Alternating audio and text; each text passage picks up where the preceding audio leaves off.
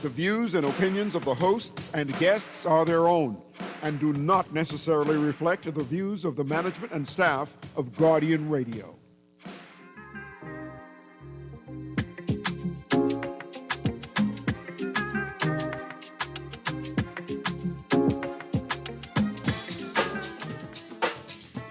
Yeah, y'all check this one out, man.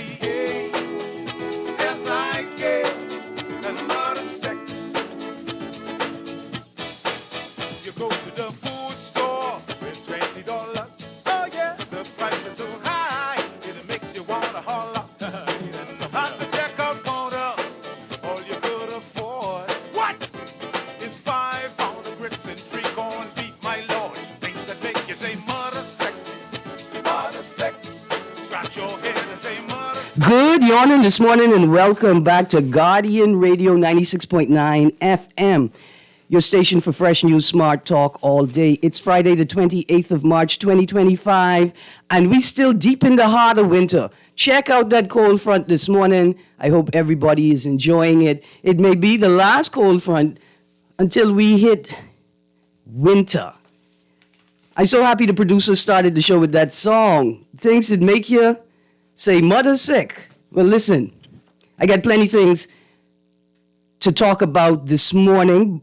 I've got two guests, and we've got what's in the news to touch on. So I can tell you, just one thing I want to say before I get to my guests. We're talking Carifta this morning with Sheldon Longley, the road to Carifta. A little brief, a brief spotlight on Carifta. The aquatics team has been selected, but this weekend is the Carifta Trials. Next weekend, April 4th. That's right. Next weekend is the Carifta Trials. And so it's after the Carifta Trials that we will have the finalized team list for Team Bahamas for Carifta Athletics Games 2025. Before we get into that, I want to make this quick sort of announcement. I received a message from a listener who asked me to draw attention to a very potentially dangerous situation. Their message said that the light at Marlborough Street and Shirley Street is malfunctioning, that both sides of the light are the same color at the same time. Y'all may know, apparently I don't know where Marlborough Street is, but I'm not upset at myself about that because there seems to be a discrepancy amongst people about where Marlborough Street actually is. A number of people know that Marlborough Street starts at the top of Cumberland Hill, at the Blue Hill Road, Cumberland Hill, King Street, the western extension of Shirley Street. They know that as Marlborough Street, the road that stretches down, right, the hill, Cumberland Hill, and goes down to Senior Frogs, right? But if you go on Google Maps or Apple Maps, they're going to tell you that Cumberland Street begins at the triangle at the bottom of Cumberland Hill, and that map has that Cumberland Hill designated as Cumberland Street, and the maps say that Marlborough Street begins at the triangle at the bottom of Cumberland Street and goes west around to, I guess, immediately preceding the new traffic light in front of Margaritaville. I almost choked when I said the new traffic light in front of Margaritaville because I am offended. I'm offended that the state saw fit to put up a traffic light to accommodate tourist traffic and pays no attention to the flow of traffic for the ordinary citizen. Even more importantly, for the purpose of maintaining an effective and efficient movement of people's goods and services. Right? So anyway, put that aside.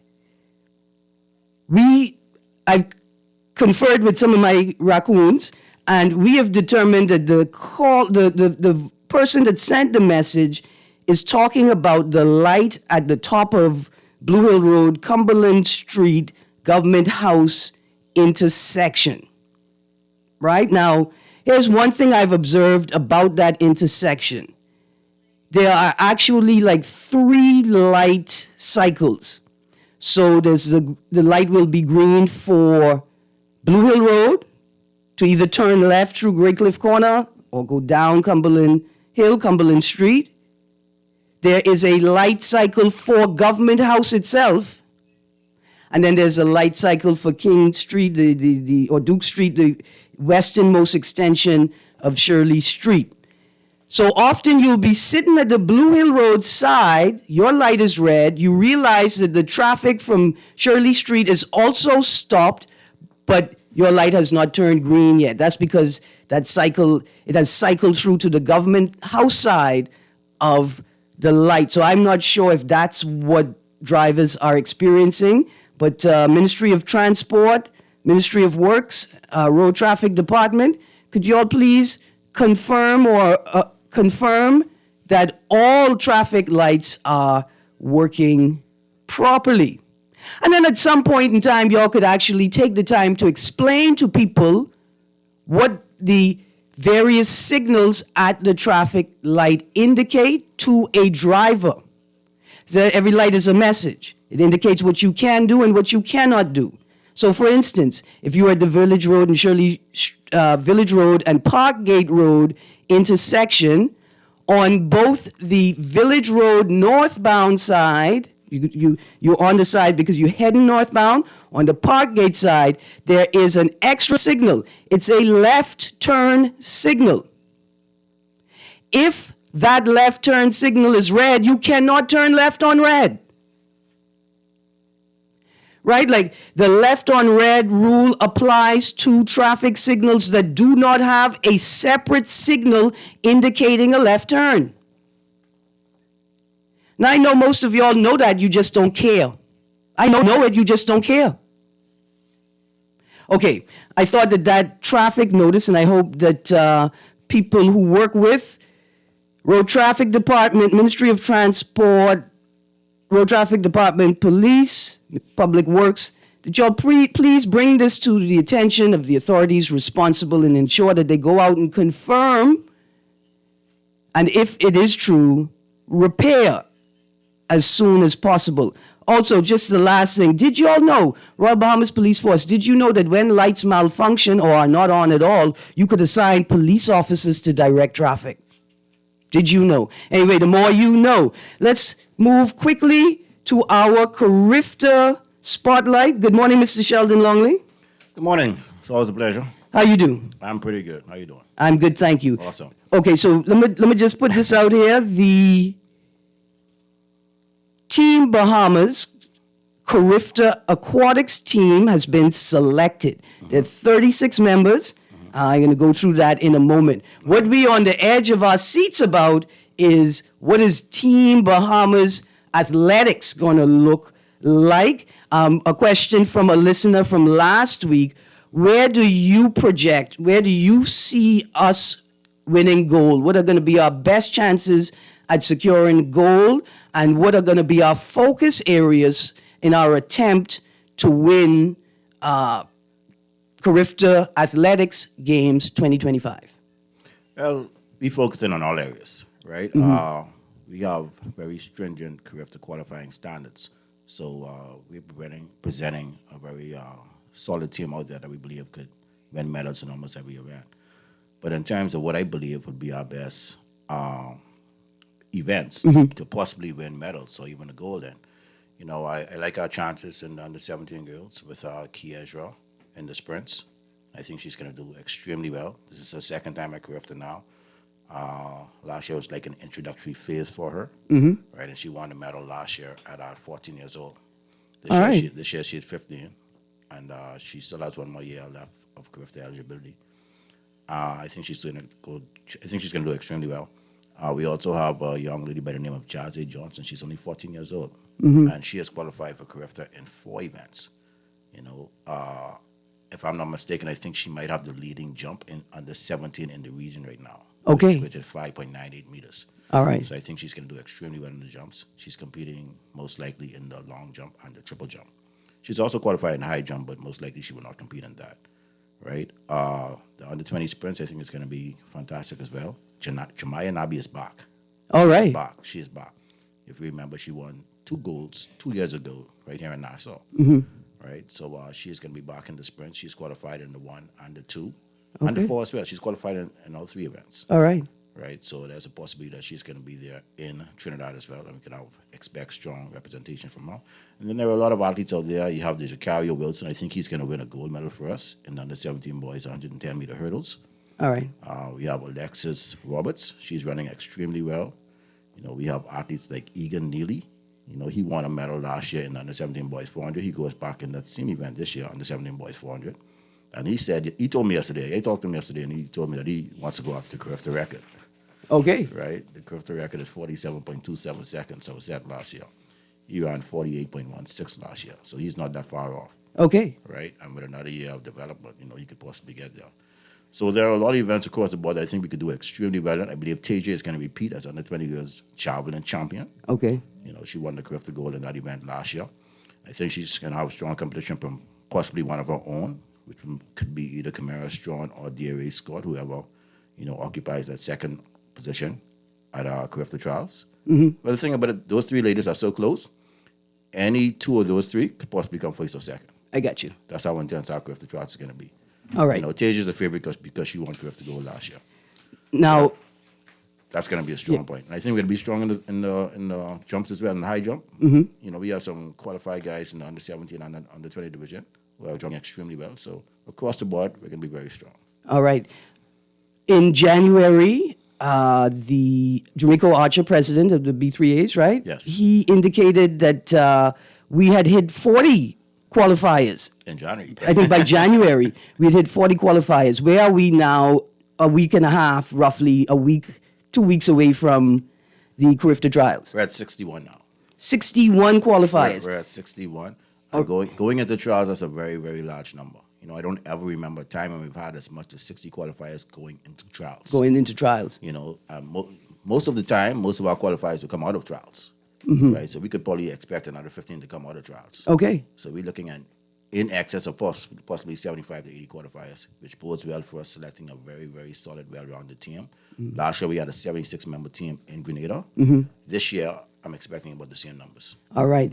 I think that's going to be important because I found this great story coming out of Trinidad. The people of Trinidad say that they are responsible for conceptualizing this CRIFTA, right? The games. And so they looking forward to beating the Bahamas and Jamaica this year. Well, they're on their home soil. Right. So we're sure they're going to represent well. And Trinidad has always been formidable. Yeah. You know, every year they're always strong in the sprints and the jumps. You know, they had a lady last year in the jumps, I think, who was the Austin Seeley winner of CRIFTA under 17 girls. Okay. You know, and her jump was like one of the best jumps in the world in her age category. Okay. So we expect them to be strong. And we know Jamaica's always strong. All right, now let me ask you a question. I read the article, 5 of 8 divisions at high school track and field nationals, right? Yes. That's not the surprising part. The surprising part is that QC won a couple of those divisions and locked in second place in many of the divisions that they didn't win. There's been a shift because I'm used to seeing more government high school names in this in the reconciling, right? Winning medals, setting new records. But it seems like QC and a number of private schools have been developing athletics programs sufficient to challenge the traditional champions of the nationals. So has this shift in athlete placement, I don't know what y'all call it in this realm, right? But if this movement of athletes, has that disrupted the building of a national team, or has it benefited, right? Has it expanded the space? Has it changed the dynamics? And is it a part of the reason why more athletes are qualifying for Carifta? Well, I don't think it has disrupted it. When you look at it, both QC and SAC are very good programs. You know, and athletes are attracted to good programs. You know, so in most of the situations you would see where an athlete might be competing for a government school one year, and then next year, you know, they're at that private school, either QC or SAC. You know, I'm a Giant, so I want St. John's to get their program up there to the level of QC and SAC. Yeah. But we have to credit those institutions for what they're doing. It's working for them, and it's working for Team Bahamas on the whole. All right. Right. Every year we can see the results being produced. Do we need, like, from the off the track side, do we need a focus on developmental funds, right? FUNDS, because I would hate to think that government school programs may be disadvantaged because of a lack of access to resources, financial and other types of resources to support the program and develop the talent, or to continue to develop the Yes. talent that sort of sprung up within that school space or the government school system. Absolutely. Because we're not dissing QC and SAC for their No, programs. We're not at thinking all. about how could we build other types of schools, how can we build their programming or maintain the programming that they have succeeded with over decades. Absolutely. Well, at least they need a reason to stay, right? So we have to make it enticing to them. And it's not just the government schools, it's on the family arts as well. Yeah. Right? A lot of our talent comes from the family art. They have good athletes across the board in almost every discipline, right? We need to find a way to bring up the other programs as well. So in totality, that could only help Team Bahamas as well, right? See, I heard about this little 10-year-old phenom, Samaya Cumberbatch, I think her name is. Okay. 10-year-old, she fast, she bad. I scared. I had a whole plan, you know, because children easy to take advantage of. I scared she could catch me. She fast. So I'm thinking about the future, right? Like of the 10-year-olds, of the younger students. Because here's my thing. Do we have enough coaches? Do we have sufficient human resources available in country to start an athletics charter school, right? Where we can provide the best in sports and athletics training, and also we provide an academic program up to the nation's best standard, right? And so we can concentrate. We can pull all of the best talent, all the potential talent into one space where we have the resources. And once schools identify a talent in their school, then they say, okay, listen, we would like to fast track you to the athletics charter school. Well, I think we have the coaches. You know, the coaching isn't the problem. You know, I think we just need more funds into it, you know, and more ideas. You know, I think that's a great idea. If you look across the border, anytime you go up at a stadium on any given day, you see about 200 to 300 athletes training, right?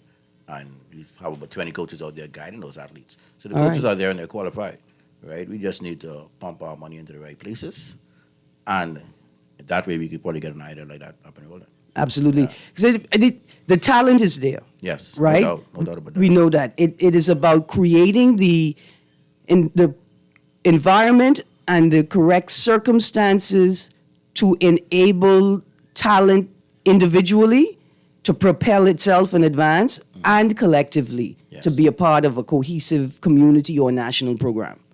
Yes. Yeah. Okay, so Carifta Trials, Yes. April 4th through 6th. Yes. Now, let me ask you one. This is the only hard question I have for you today. Why on the old track and not on the new track? It's simple. The new track isn't ready yet. It isn't ready. For some reason, I cannot answer that question. You know, I don't know the particulars behind that, but I know the Chinese have been working on it for a while. Okay. I thought it would have been ready by now. Okay. You know, That's what it is. Yeah, it's not. All Hopefully, right. it'll be ready for nationals, for senior nationals in June. Okay, senior nationals in June. Yes. All right. See, I'm saying if I was a cheerleader and if I was a coach, I want my athlete to run in the best conditions. But I can appreciate it's just not available, and we're grateful that we didn't deconstruct or take down the old track. Right? This is available for training. Producer, let's go to the phone line quickly. Good morning, caller. Hey, morning, Miss Greene. Guess how you doing? Good. How you do? Morning. Right, my sense today is sports day, right? and we're talking about sport, could you say something in honor of the great George Foreman? Ah, you're right. George Yes, Foreman George passed Foreman, away. Big George. Legend. You know, we like food, and he made the grill. Yeah, man, listen, and what a wonderful transition, right? Because if the focus is on a healthier option Yep. for I'll hang up consumption. and let you further the conversation on that. Okay, I can be honest with you. I did not prepare any notes about George Foreman's passing. I will make the point to do it. But George Foreman was a prolific boxer. Former world heavyweight champion. He's a legend. He's known probably most for the Rumble and the Jumble with Muhammad Ali. You know, he's just an example that most young boxers now would want to aspire to be like. Yeah. But George accomplished it all in the ring. Yeah, tell me a bit more. Well, he's a former world champion. I think he's a two-time world champion, if I'm not mistaken. You know, I don't know that much about his career, but I know about the Rumble and the Jumble. Because here's the thing. Did he ever beat Tyson? No, I don't recall him beating Tyson. Okay. See, because that's the pinnacle for me. Will he beat Muhammad Ali? He beat Muhammad Ali. Foreman, you're bad. And then Muhammad Ali came back and beat him in the Rumble and the Jumble. Yeah. That's awesome. That's So, awesome. He had a boxing career that spanned probably about 50 years. One of your local television stations, y'all need to play Rumble in the Jungle like 7,500 times the way y'all do Roots or the movie Brigadoon. Remember that was the featured bout on the movie Ali that Will Smith started. Yeah. Find the footage for the actual event, man. That would be awesome, especially considering the role of the Bahamas in the global boxing arena, right? We ain't playing. We punching above our weight. We good on that. Okay, so thank you, caller, for that reminder. Many young people would only know George Foreman from the Foreman Grill and the late night commercials with him selling his product. But certainly a formidable athlete and fighter, and proud to know him. Big George. Yeah. George. And a nice attitude. Yes. Right. Humble guy. Yeah, cool boy. I mean, I know him primarily through late night commercials, but a super cool guy. Thank you, caller, for that. Okay, let's get back to Carifta quickly. Just a focus, if we could, before we close out, on last chance athletes who this is their last run at Carifta. I mean, last chance to qualify? Or? No. This is their, even if they don't, if they qualify, this will be their last chance to compete in Carifta. We have some, you mean like 19-year-olds? Yeah. I think Zion Shepherd is 19, so I think this is going to be his last Carifta. You know, he has qualified at under 20 boys 400, and he has the fastest time in the country right now for under 20 boys in the 400. Zion Shepherd, that's right. The race of the race of the Zions. Yes, he's from Freeport, Grand Bahama. As a matter of fact, like he said, it's 3 Zions who have qualified in under 20 boys 400. To me, that's going to be the race of Carifta Charles. All right. That's the last event, Friday evening, right? We have Zion Davis, who's qualified. Zion Miller is qualified, and also Aiden Kelly. All right. Right. So this is the first time in a long time I could remember us having 4 guys who have ran 47 in the under 20 boys category for Carifta. All right. Right. And Zion ran 46. All right. How close are they to challenging Stevie? Well, the thing about it is, Stevie was a late bloomer, right? So even Stevie at this age Wasn't performing wasn't at at the level to where they're at right now. Okay. Right? So they're above Stevie in their development at this age. All right. Stevie didn't really start to bloom until like his last year of eligibility in Carifta. And even that year, he didn't run the 400. He ran the 200 meters. Okay. And I think, if I remember correctly, I think he finished 4th in the 200 at Carifta. All right. Right? It wasn't until he went abroad that he really started to blossom in the 400 meters. Now, when did the height spurt? When did the growth spurt occur? Was he the same height at Carifta trials as he is now? He was always tall. I mean, mind you, most boys tend to put on height, like around 15 and 16. Yeah. Right? My son is 13 now, and he's almost as tall as me. Yeah. Right? So, yeah, they shoot up quickly when they get those teenage years. Let me tell you why I asked that, right? Because watching Devin Charlton take that race, Yeah. right, by not even hundredths of a second. Did she win by tenths of a second or hundredths of a second? She won by 1/100th of a second. Yeah, It's the closest 60-meter hurdles final in World Indoor Championships history. Okay, so watch this. Devin obviously has an excellent start. Yes, the best in the world. right? Excellent start. But she's short. She's short. She probably was the shortest in the field. Right, and it appeared as if some of the longer, taller runners were able to make up that gap, right, just with their length alone. Well, the longer the race, I always feel that's an advantage for the taller runners, right? Yeah. And that's probably why they do so much better outdoors. But with Devon's start and her turnover and her speed, Yeah. if she gets out to a blazing start like she did in Nanjing, boy, God help you in trying to catch her. She ain't got no nickname yet, eh? Because that's Devon Mighty Mouse Charlton. She's small, but she's speedy, buddy. I've heard a nickname for her before. I'm trying to remember exactly what it is. Devon, you need to text the Sonic. Sonic, eh? That's it. That's what they call her. They call her Sonic. That making sense. I got one. Sonic power. I got one 4-year-old neighbor. Me and him gonna have a ball this weekend. Yeah. Me showing him I know a Bahamian Sonic. I can show him the race. See how fast she is. That's the real Sonic right there. Awesome. Congratulations to Devin Charlton, and congratulations to SAC again for taking 5 of the 8 divisions at high school track and field nationals. They took, SAC took control in the under 15, Q Sunland Baptist Academy third. Big Red Machine in the under 20 female division, Comets came second. Tabernacle Baptist Academy Falcons third. SAC in the under 15 male division, CH Reeves Raptors second in that division, QC third. SAC in the under 17 division, Comets won their heels. In second place, Noble Preparatory Academy rounded up the top 3. And then SAC prevailed in the under 20 male division, QC in second, Temple Christian in third. Comets took the under 13 female division. Tabernacle Baptist took second. Bishop Michael Eldon came third. QC also took the under 17 female division. SAC had to settle for second. That's what the reporter wrote, SAC. I ain't say it like that. The Suns came third, and then Sister Mary Patricia Russell Junior High School. Or the Grand Bahama. There you go. Won the under 13 male division, and Sunland Baptist Academy finished second. AF Adley Tigers finished third. So it's not just, and producer, let's prep that call. It's not just that QC and SAC held the lead.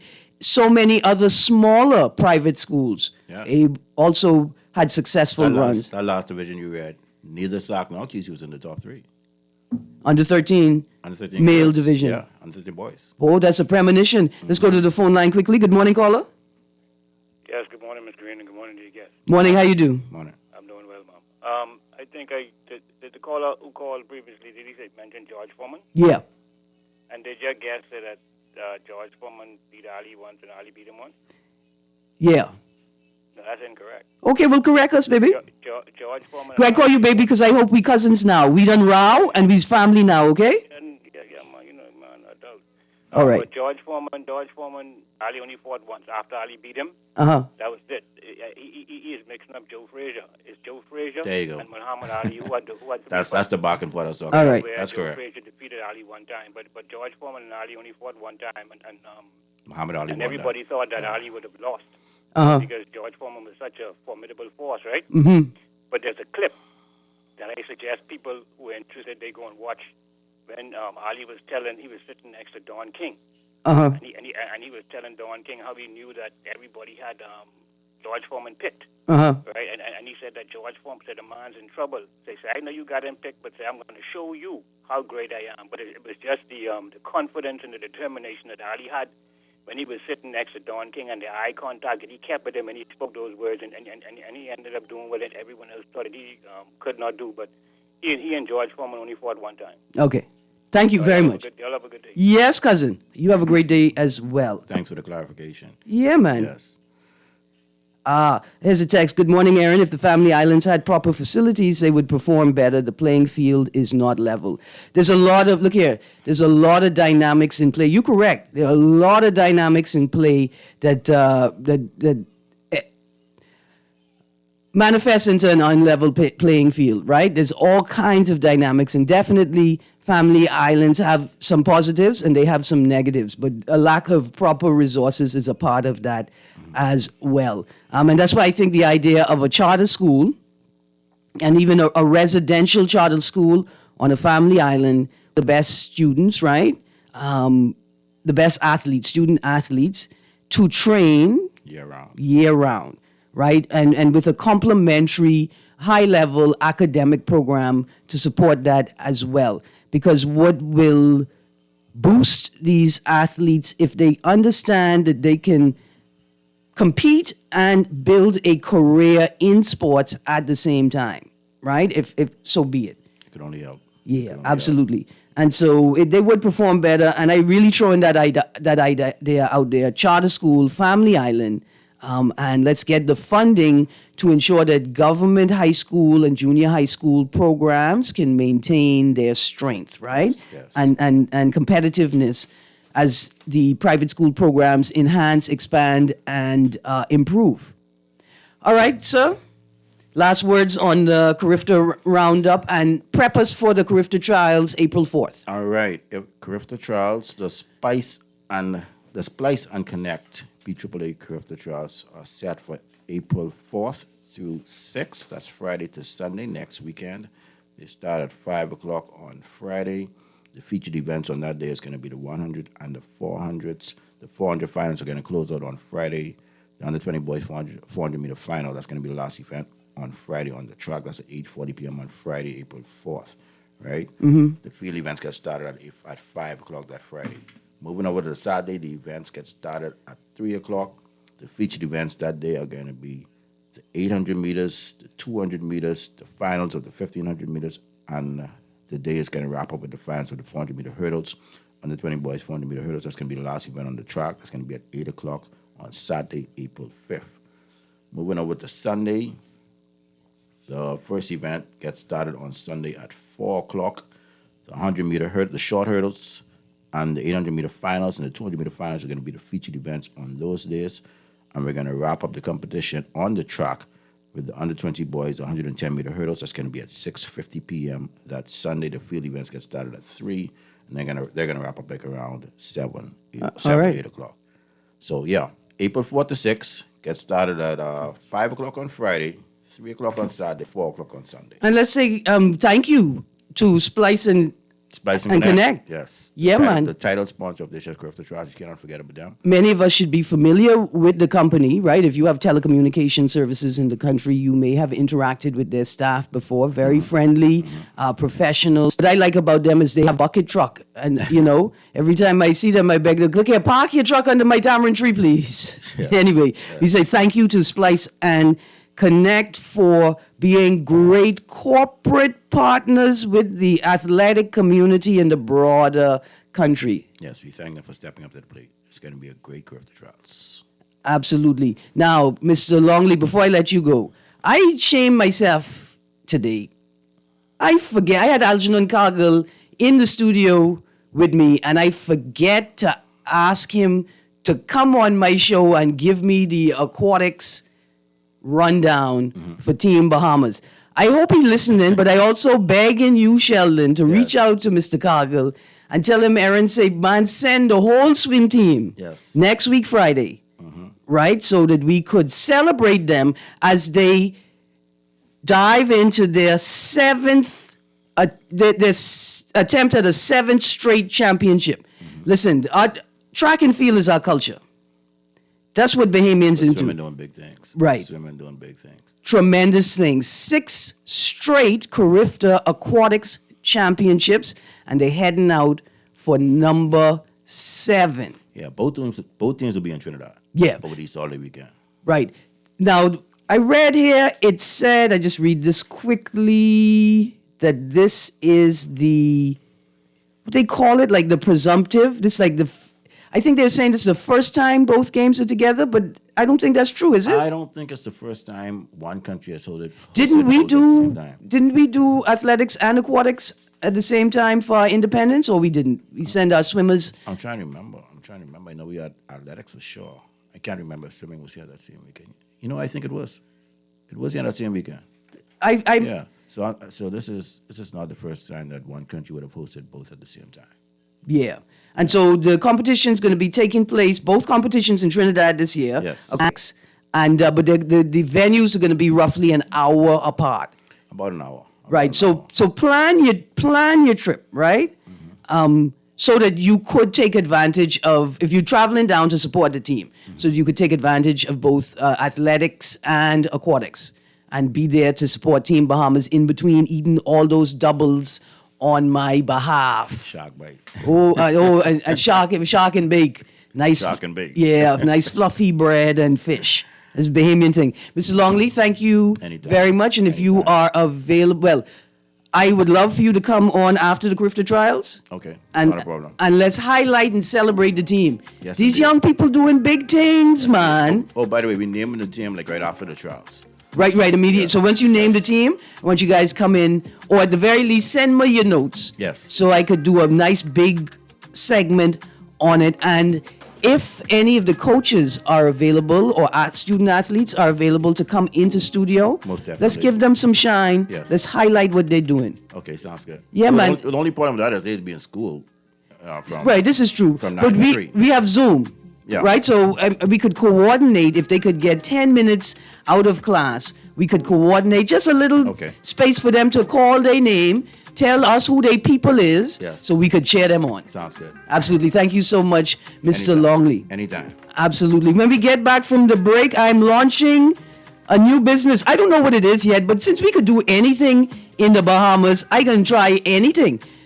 Like, are we not ashamed that it took a tourist to help that Bahamian staff member push that bus up the road? Not one Bahamian stopped their car to help that boy. On the most foolish thing I've seen on the internet in a long time. Anyway, we're going to a break. When we get back, more of what's in the news. Taxi cab union, election, Bahamas Air notice, and $7 million and some land, and ain't nobody know where it is. At least they ain't saying anything. Anyway, you're on the clock with Erin Greene. Don't change that dial. We'll be right back.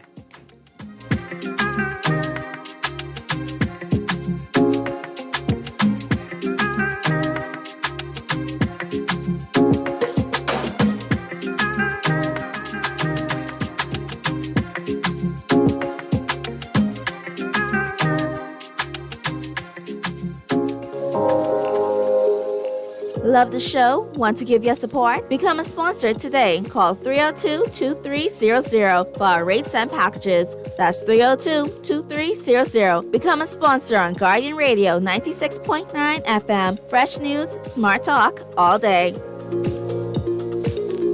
As a healthcare professional, you dedicate your life to caring for others. But even with the best care, legal challenges can arise. Protect your practice and your peace of mind with medical malpractice insurance from Star General. At Star General, we've partnered with Lloyd's of London to bring you comprehensive professional liability insurance designed specifically for those consulting or practicing privately. Visit our website today so you can focus on what you do best, caring for your patients, while we take care of the rest. Star General, insurance made simple.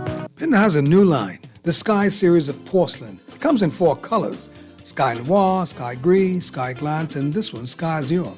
As the name suggests, you would think it has a strong blue component, but the blue is kind of like just a hint in the overall coloring of the porcelain. The blue feature runs more or less the center of the tile, and that's surrounded by light shades of gray. The Sky Azure, like the others in the series, needs to be seen to be appreciated. Stop by Pender Thailand and have a look at Sky Azure, one of the 4 in the Sky series.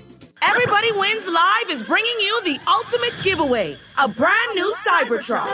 For every $30 spent, you're in the drawing for the ultimate grand prize, a Cybertruck. Drawn live at the Vibes Cartel concert March 29th. You'll also be automatically entered to win tickets to see the world boss himself. 25 lucky winners everybodywinslive.com to get into the game. See website for full terms and conditions. Must be 18 or over to participate.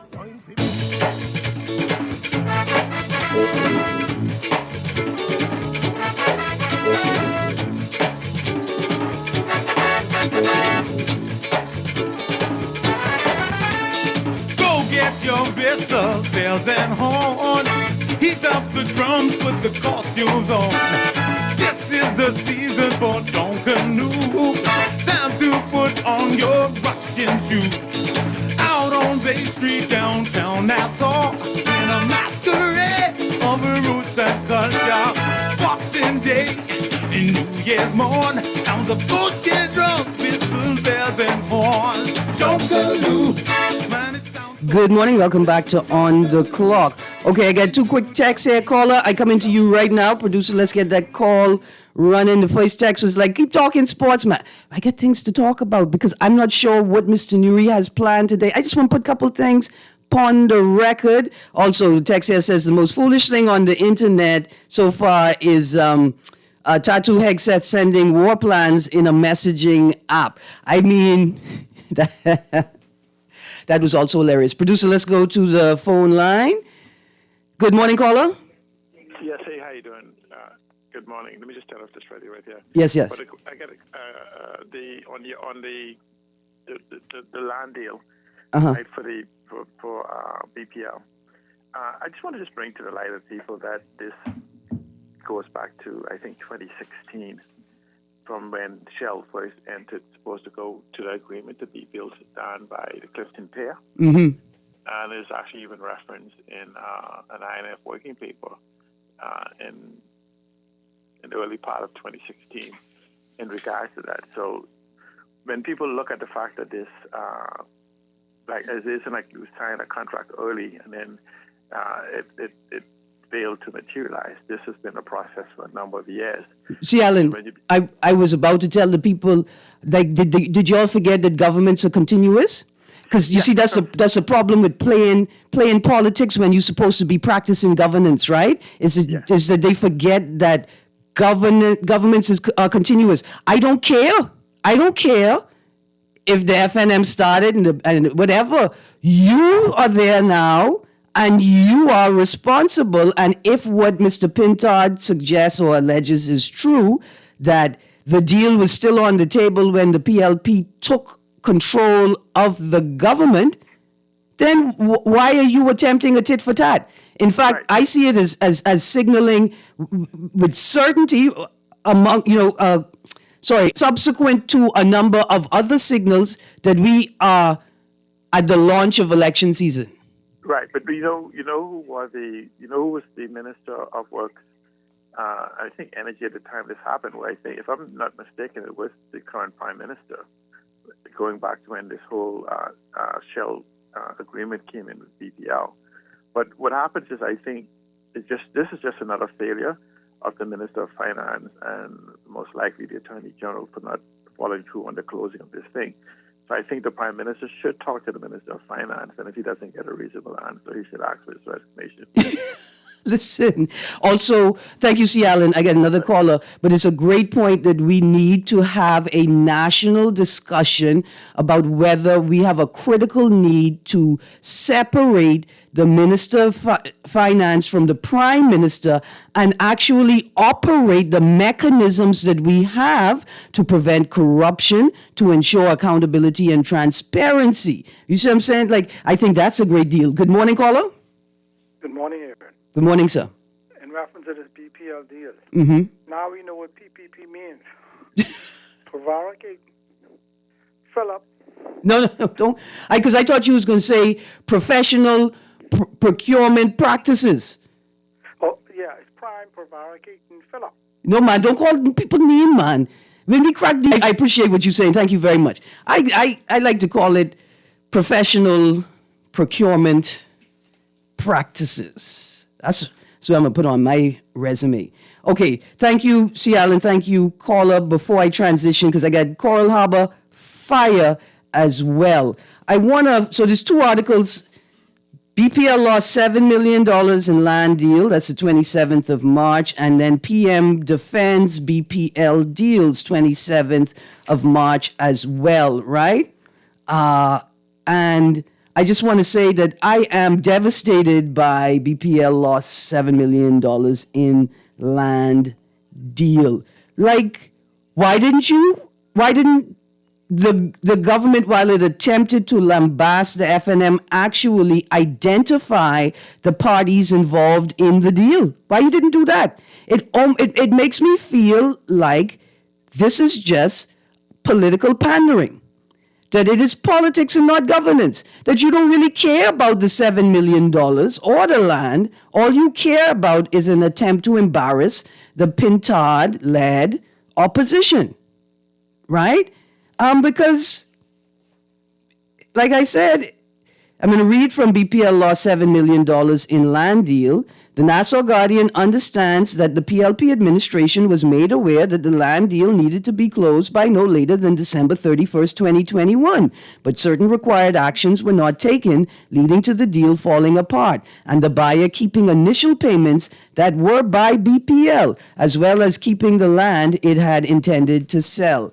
End of article. See, that's heavy. I would have thought that if the PLP, because that's what it is, right? Because I can't imagine that the government is doing that, knowing that the government is continuous, right? That you would have some real substantive information in this article. But I am not surprised, right? Because on the 26th of March, the Office of the Prime Minister released a statement from the Office of the Prime Minister on the government's approach to energy reform. Subcaptioned, a new era of energy reform is lowering electricity prices. Prior administration's energy policies brought only fiasco and failure. They had me in the first half. Y'all had me in the first half. In the second half, you lost me. I can tell you why. Because there's nothing of value inside this statement.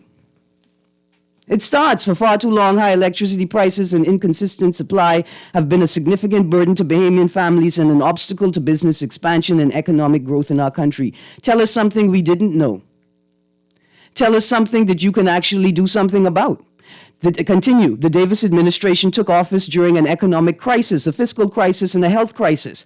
Swiftly moved to address all three with substantial progress underway and proceeding on all fronts. The Davis administration also met in place a Bahamas Power and Light deeply in crisis, $500 million in debt with essential parts of the nation's electricity grid in danger of collapse, an unfunded pension liability exceeding $120 million, insufficient generation capacity, and substantial challenges, including no capacity to transmit cleaner energy and extreme vulnerability during storms. Stick a pin. That's over 1/3 of the entire statement. Maybe I misspoke. That's the substantive information.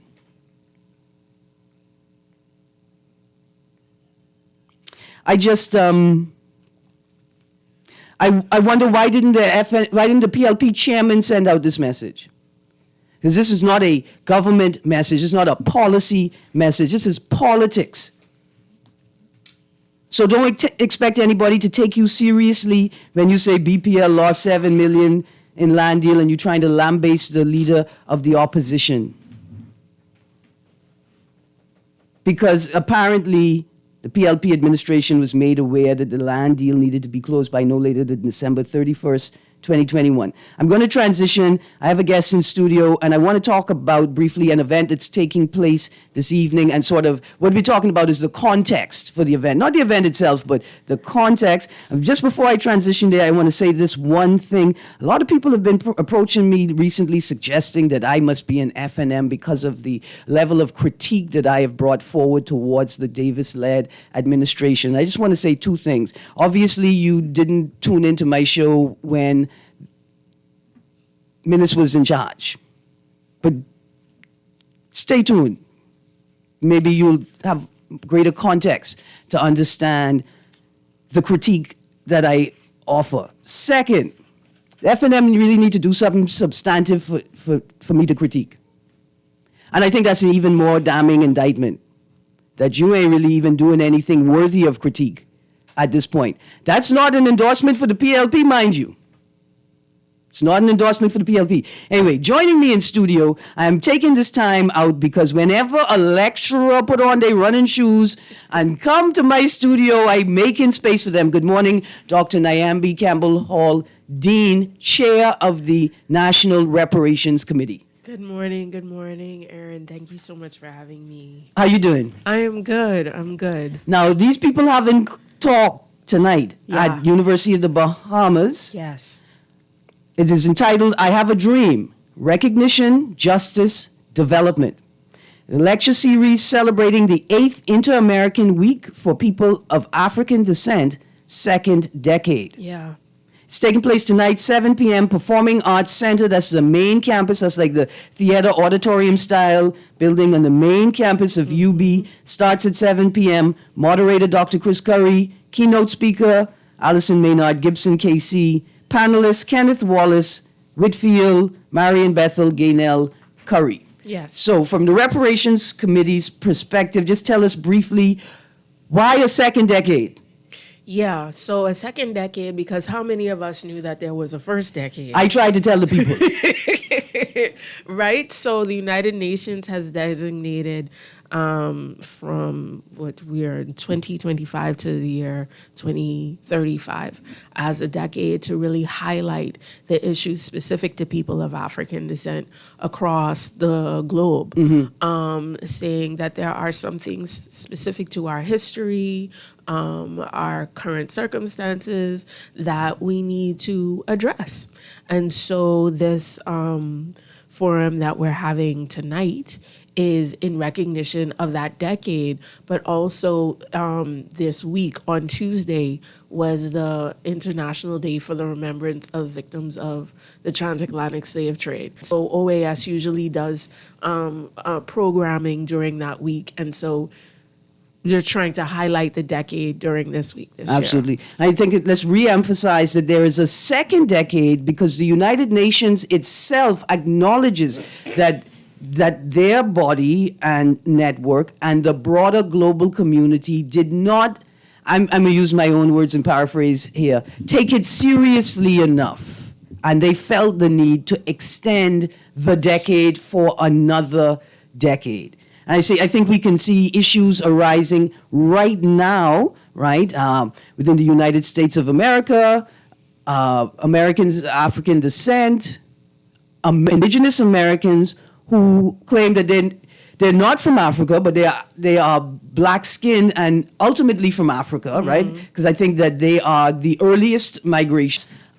We see in the genocide in Israel and Palestine, what we don't talk about are the African Jews, right? The African Israelis and the dark-skinned African Palestinians. They're not even visible in the time of war, right? And so then we talk about what's happening on the continent, right, at this time with global conflict, with colonial masters trying to reinforce their foothold in their former colonies. We see the march of, as the global North's control over the world is disrupted by various economic re-strategizing and reorganization like BRICS.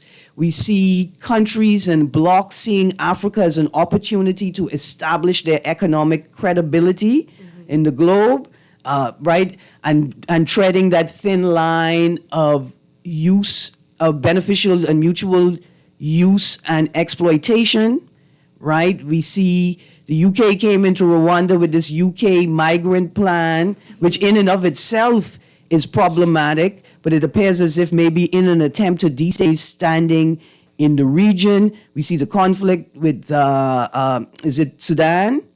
And for minerals. In the last 2 decades, we've seen the formation of new countries in the region, and we can trace that formation directly back to the hunt for resources and the exploitation of resources by external forces. I mean, while our eyes have been focused on Eastern Europe, Ukraine, and Russia, the fire has never gone out. There's been constant conflict, and even the former Secretary General of the United Nations, Tedros, I think even the region he was from is deeply and still deeply embroiled in conflict, right? And so I think it's important for us to acknowledge that the broader global community and those who say they are stakeholders acknowledge the need for specific focus on people of African descent? Absolutely. I mean, a lot is going on in a lot of different ways. And I'm glad that you brought up those different areas because, it's not just about reparations. There's a lot going on in terms of reparations. Like the African Union has designated the year 2025 as the year for their theme for the year is reparations. But there's also issues of, even within the region, that there are still colonies, right, within the Caribbean, and how are people dealing with those issues? When we see what happened in, I think it was Martinique, recently, in the uprisings that they had there. So there's a lot going on. Absolutely, and Martinique is a French colony, still, right? Yeah.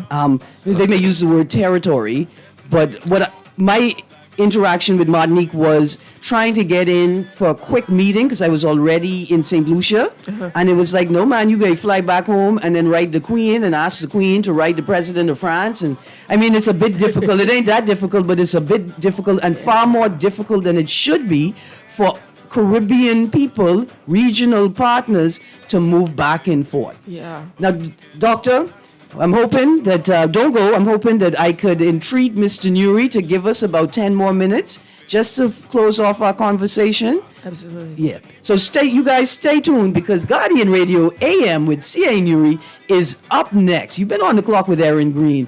We're going to have a great weekend, people. This is Guardian Radio 96.9 FM, streaming on GuardianTalkRadio.com and the Guardian Radio app, Nassau, Bahamas.